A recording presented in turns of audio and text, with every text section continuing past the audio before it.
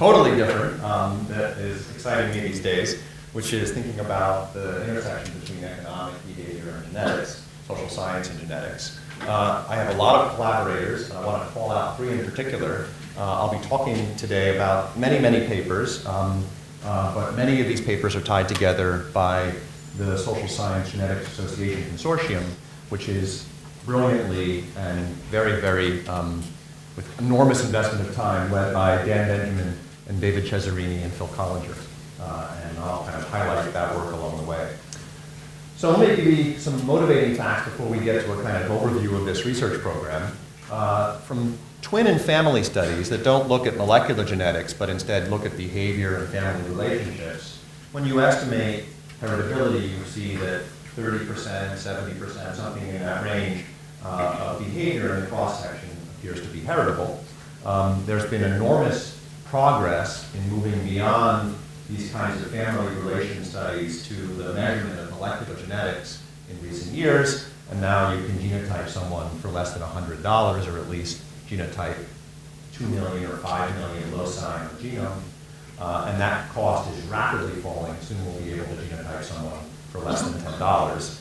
And more surveys are incorporating this data in their instruments. Now, what will we do with this information? Let's start with some application possibilities, and I'll just quickly motivate this way. Well, we might learn about biological mechanisms. As you'll see later, I'm not terribly optimistic about that particular payoff, but it's certainly one of the things that might emerge. In addition, we're going to be using genetic data for non-genetic purposes. As you'll see, we'll be able to predict a very large fraction of cross-sectional variation using people's genetic information. And with that data, we can put that on the right-hand side of our regressions, and it becomes a control variable. And it soaks up lots of noise, enabling us to have vastly more powerful analyses, better RCTs, better empirical analysis in general. And then finally, and with some trepidation, there's the possibility of targeted interventions. If we know who is at risk of dyslexia, we won't know who has dyslexia, but we may know who has a greater risk or who has other risks. We'll be able to target resources. Okay, the conceptual framework. Quick primer on genetics. Just to go back to high school, I think everyone knows this from back in the day. Howard in high school, I'm sure they still teach this there. Yeah, great, good. So human DNA has is a sequence of about 3 billion nucleotides. And within that 3 billion set, there are about 25,000 genes that are collections of about 100 or 1,000 base pairs. And these genes each produce proteins. At the vast majority of locations among these 3 billion nucleotides, there is no variation that is common in the human population. But at about 3 million locations, there is interesting common variation, and that's what will be the focus of today's talk. Now, those locations that have interesting variation are called single nucleotide polymorphisms, and everyone refers to them as SNPs. And these are the places on the genome where variation occurs with relatively high frequency, and that variation is what we can exploit, among other things, to understand the mapping from genetic variation to behavior. Now, in most cases, we can think about the variation as having a kind of less common and a more common variant. The less common variant is the minor allele, the more common variant is the major allele. And because you have a gene from your mom and a gene from your dad, your biological mom and your biological dad, you can have 0, 1, or 2 of the minor alleles at that particular point on the genome. Let's think about a kind of simple framework for analyzing the mapping from genetic variation to behavior. We talk about phenotypes in this literature. A phenotype is anything that you care to study. It could be your personality variable. It could be an economic behavior like adherence to your medicine. It could be an outcome like cognitive decline. You name it, these phenotypes are on the left-hand side of these equations. On the right-hand side, we've got a mean effect mu, and then a sum of all these genetic effects.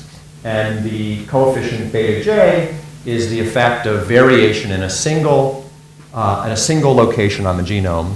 In this particular example, xij is that particular SNP for individual I, and the SNP is the jth SNP on the genome, and we're summing up over these capital J locations where there's common variation. So capital J you can think of as being a number like 2 million.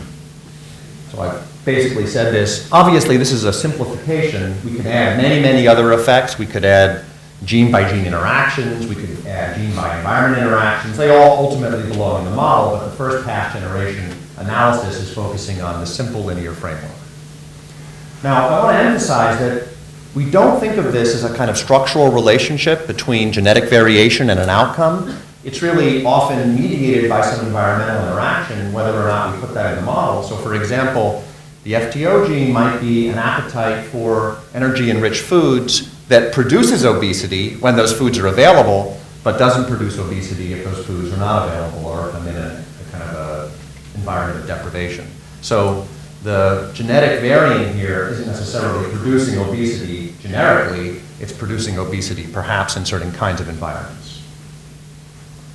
Okay, so how do we discover genetic effects? So you might think, okay, you wrote down a model, you can simply estimate that model. The problem is, I said that there were 5 million locations on the genome, and we don't have data sets with 5 million people in them. So we can't run the regression that we wrote down in the first place. And what people do in this literature, at least for now, and this is changing, they write down the kind of simplified regression that you see here, where rather than having 5 million different locations on the genome in my regression, I'm going to have a single location on the genome and analyze a single location on the genome and run, let's say, capital K of these regressions, one for each individual SNP that we care to study. Now, we can think about capital K being 200 regressions for 200 SNPs, or 2 million regressions if we ran one of these regressions for every SNP that is commonly measured. Now, the typical way the literature has developed is in the candidate gene study, where we don't think about all the 2 million locations on the genome where there's common variation, these 2 million SNPs. We instead think about a small number where we have a biological hypothesis about a particular mechanism. And so the candidate gene literature would run 30 or 100 or 200 regressions for a pre-specified list of SNPs where we expect there to be important variation that maybe has a biological hypothesis linking to behavior. The problem is that these candidate gene studies have overwhelmingly failed to replicate. I'll put flesh on that claim in a second. And there's lots of reasons why it failed to replicate. These biological hypotheses tend to be weak. There are lots of power problems in small samples. There's a stratification problem, ethnic or population stratification, whereby we find a SNP. Let's say I'm running a regression where the left-hand side is if you wear a yarmulke, and on the right-hand side I'm looking at variation in these SNPs. I may discover a gene that is just associated with a Jewish lineage, and not a gene that has anything to do with a preference for putting things on my head. And I may falsely begin talking about that as the SNP for yarmulkes, and really I'm just picking up a SNP for being an Ashkenazi Jew, or having that lineage. In addition, we fear that there's a lot of people running these regressions and not reporting all the regressions they're running and not adjusting for all this multiple testing, and that's producing a lot of false positives. Okay. So let's talk more about the power problem. So the studies that have typically been done have a very small number of subjects, at least by the standards of medical genetics. So in social science, you'll see lots of studies with 50 to 3,000 respondents. And those studies could only make sense if the explanatory power coming from the candidate gene that they're studying is good for 2% of the variation. Now, the problem with a kind of ex-ante hypothesis that a single SNP is going to explain 2% of the cross-sectional variation is that if you go to the medical literature, where they have much, much larger samples, and you ask, what is the explanatory power from single SNPs, it's not 2%. The most powerful predictive SNPs in the medical literature have explanatory power of 1/2 of 1%.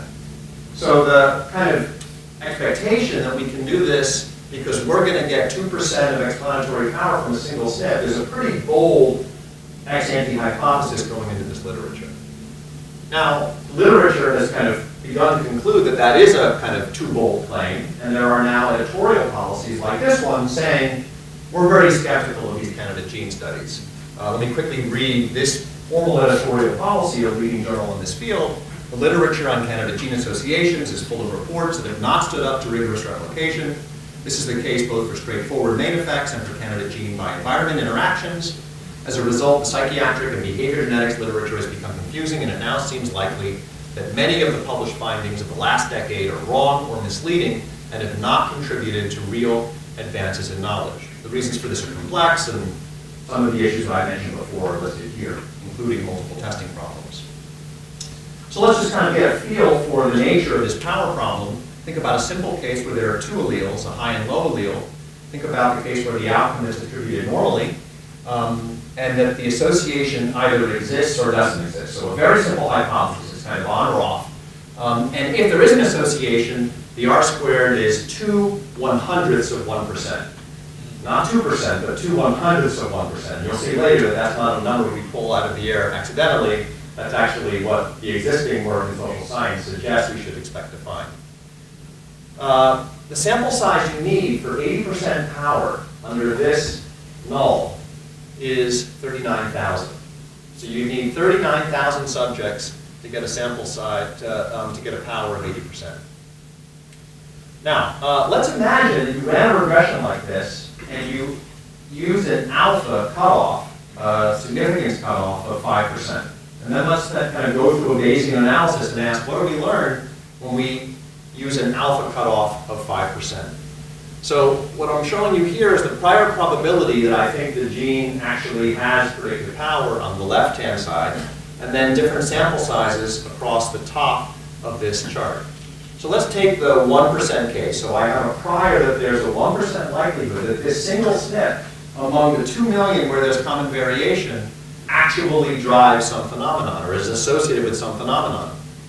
If I have a sample of 100 people that I'm studying, and I get a significant result at a 5% level, my prior doesn't change at all. Basically, I learn nothing from a sample of n equals 100. Even if I have a sample of n equals 10,000, my prior only goes from 1% to 6%. And if I have a sample of 100,000, my prior only goes from 1% to 17%. So Bayesian basically is not going to be radically moved when he looks at this analysis. Now, what we've done to kind of follow up on some of this work is to actually go to the cognitive function literature, find the SNPs that people claim should matter, and try to replicate those results. And we do this here with samples of about 10,000 people. And if the effect sizes that the literature claims are true, like a 2% R squared really are true, then we should expect to see lots of replications. But we're over 11. We're not able to replicate the effects in the literature, and that's because we now believe, and I think it's becoming more and more accepted, that the effect sizes are not 2% R squareds. Each individual SNP seems to be good for vastly smaller effects on behavior. Okay, so what can we do? Is it just going to be a kind of negative story? We're not going to anything. Well, there's a happy ending. Or at least there's the beginning of a happy ending. First, let's talk about something called Genome-Wide Association Studies, or GWAS, Genome-Wide Association Studies. You're going to hear a lot more about GWAS in the decades ahead. So this is not the case where we start with a small number of like 100 candidate genes. This is the case where we start with all of the SNPs, all of the single nucleotide polymorphisms where we think there is common variation in the human population. So let's say I start with 1 million SNPs. Well, now I can't use my standard alpha of 0.05 because I'm going to get 50,000 successes even if there's nothing happening in the data. So we have to adjust our alpha threshold for this very, very, very large number of tests. This is not just the usual multiple testing problem. This is a multiple testing problem with 1 million regressions being run. So we're going to really have to be aggressive in adjusting our alpha threshold. What do? Classical Bonferroni correction. We adjust alpha by a factor of 1 million because we're running 1 million independent regressions. So now we don't use alpha 0.05. We use alpha equals 5 times 10 to the negative 8. 0.05 divided by 1 million. Now, this is the standard that we have to rise above in order to claim that we have a significant result in a GWAS study. It's now a hypothesis-free design. We're not imagining a set of candidate genes. We're studying the entire set of SNPs on the human genome, the SNPs where there is common variation in the human population. In addition, we're going to control for something called principal components, which is, in essence, population stratification due to different ethnic groups and different racial groups. So we're going to have to basically look for variation that's being driven by different groups migrating ultimately from different origins. When we do that, lots of things that would otherwise be significant and would show up as an associated SNP go away. So what we're showing you here is adding controls. At the very left, you see just sex and age, and then we have sex, age, and race. The effect goes down. Sex, age, and one principal component, sex, age, and two principal components. And as we add more and more of these principal components, we get rid of the yarmulke effect, sometimes also called the chopsticks effect, and genes that would otherwise appear to be related to some outcome, in this case educational attainment, cease to be significant. Now you might think we can just add race to make that happen, but as you see on the next slide, there it is, adding race is not enough. You need to add these principal components that kind of add together lots of variation on the genome that seems to be coming from different populations migrating from different origins and having slightly different genetic distributions. Okay. So, in this case, when we run these genome-wide association studies with an alpha value not of 0.05, but again, 5 times 10 to the negative 8th, when we find something, it's very likely to be a legitimate finding that's going to replicate. And I'm now going to kind of demonstrate that. Let's go back to our power table. And now let's think about a Bayesian analysis where instead of using a threshold of 0.05, we're using a threshold of 5 times 10 to the negative 8th and ask, what does the Bayesian believe in this case? Again, let's think about the 1% prior probability. Well, with a sample of 100, she still only barely moves her prior. But with a sample of 10,000, she vastly moves her prior up to 85%. And with a sample of 100,000, she moves her prior all the way up to 100%, or something that is so close to 100% that it rounds to 100%. Now the power here is going to be very, very low because the alpha value is so incredibly small. So we're going to have a nice Bayesian posterior, but we're still going to miss a lot of the things that we would like to catch because we're being so conservative on our alpha threshold. So the SSGAC is a consortium of social scientists that is creating the kinds of massive samples that you need to do this research.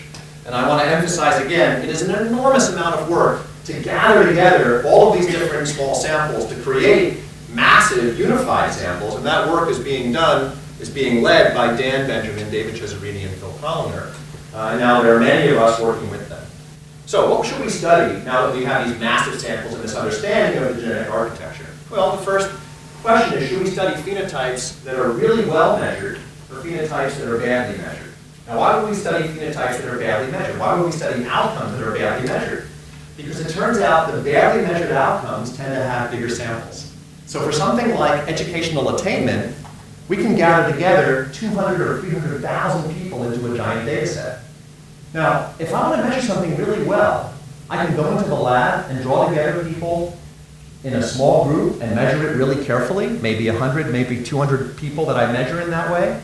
But it turns out that samples of 200 or 300 or 400 just aren't enough to do this kind of science. And we're better off with massive samples of 100,000, even if that means using outcomes or phenotypes that are less well measured.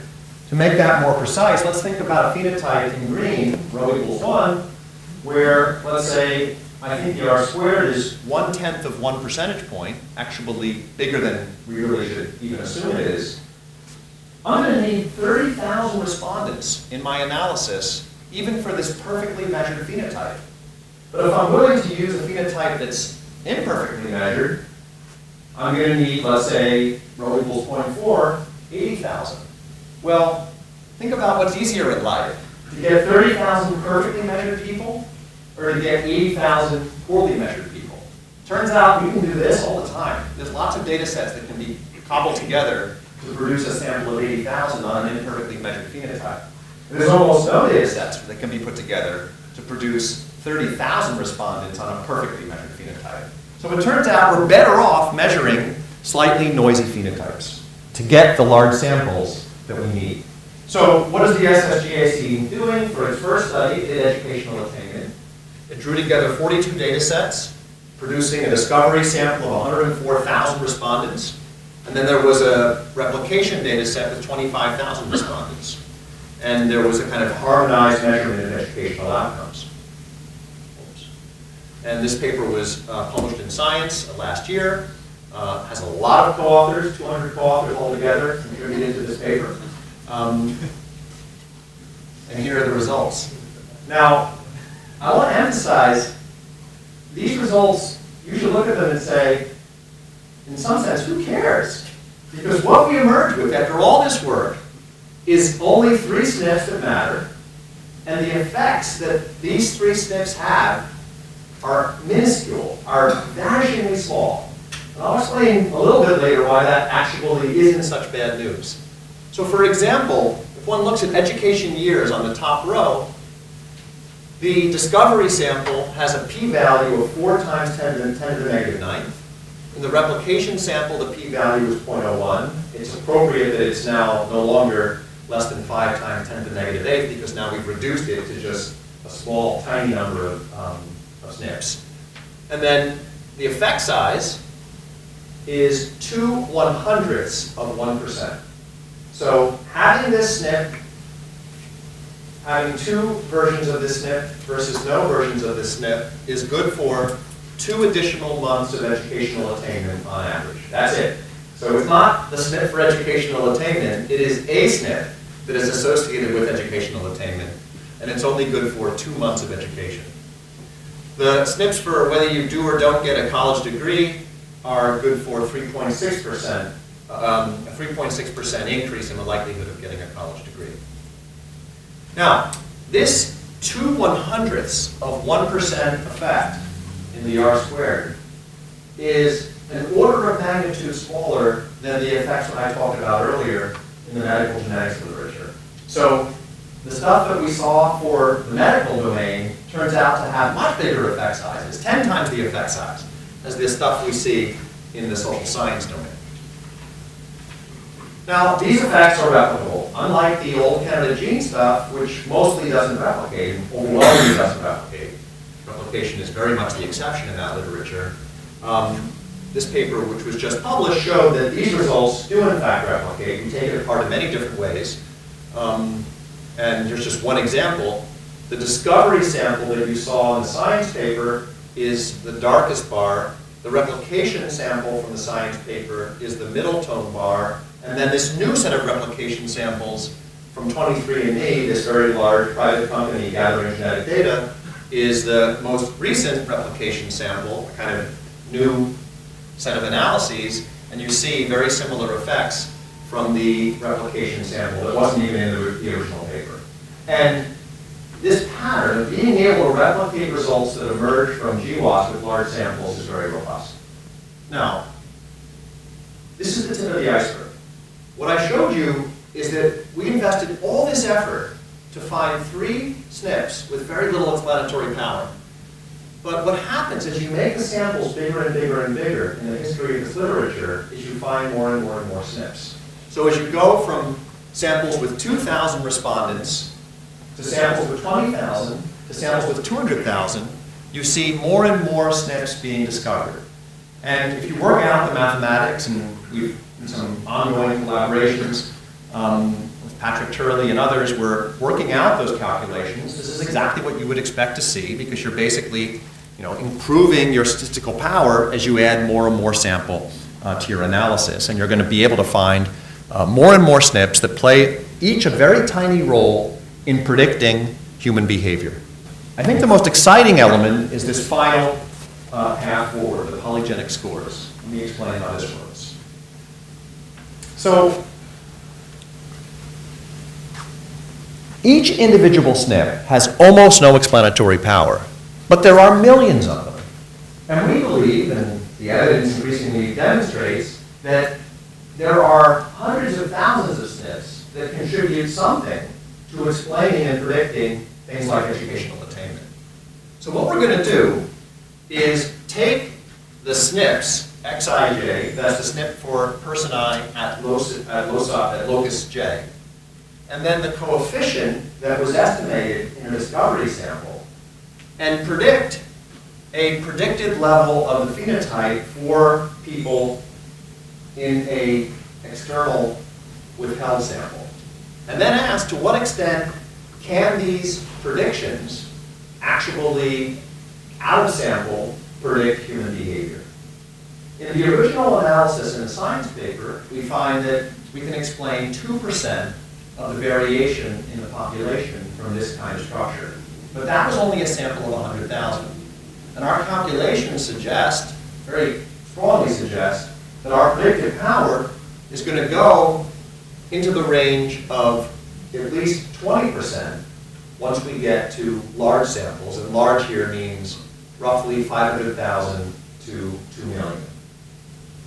The evidence is that it's going to kind of asymptote out around 2 million, and most of the gain will come between 500,000 and 1 million.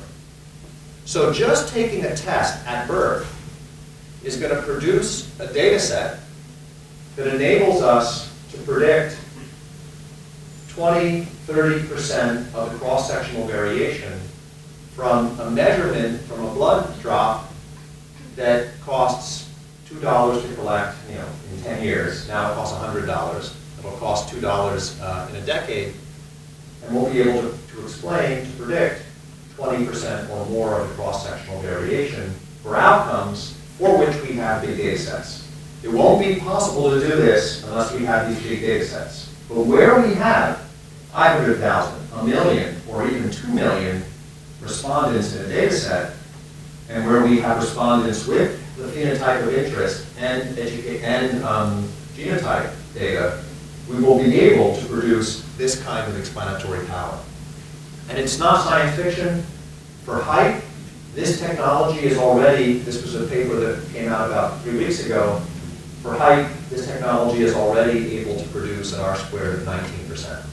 So just taking your DNA at birth explains today 19% of your cross-sectional variance in the population. So let me conclude. Obviously we're hyped up about this and we're probably over-optimistic, but we believe that the path looks pretty clear from here. At least one path. There's lots of paths that look exciting to us in the realm of genetics, but we believe that we're going to obtain larger and larger and larger samples. Firms like 23andMe and governments like the UK and the UK Biobank and the Swedes are going to create enormous data sets that enable exactly the kind of analysis that I've been talking about, where with 500,000 or a million or 2 million people in a database, or tens of millions of people in a database, we'll be able to extract most of the explanatory power by building these polygenic risk scores, where even though every individual SNP explains essentially nothing, the combination of a million SNPs generates explanatory power that dwarfs the kind of explanatory power that we're used to in social science.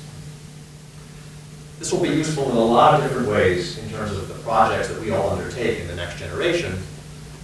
First is control variables. We're going to put this up on the right-hand side and soak up a lot of the noise that we're currently struggling with. And when we soak up all that noise, we'll have much more powerful RCTs, much more powerful analysis, because the disturbance term has a variance that has been vastly shrunk. More intriguingly, and perhaps more scarily, we're going to have these polygenic risk scores. And we're going to be able, at birth, to say a lot about your lifetime trajectory. And to some people, that's a nightmare, and to others, it's a possibility of great promise. We have to treat this information really carefully. It's private information. Clearly, we wouldn't want to share it with insurance companies and let them use that information to price insurance policies. That would defeat the whole purpose of insurance. But it may help people identify vulnerabilities early in life. I use, again, dyslexia as an example, or some kind of propensity to have cognitive decline later in life. There's lots of things that would help us to know about long before they happen.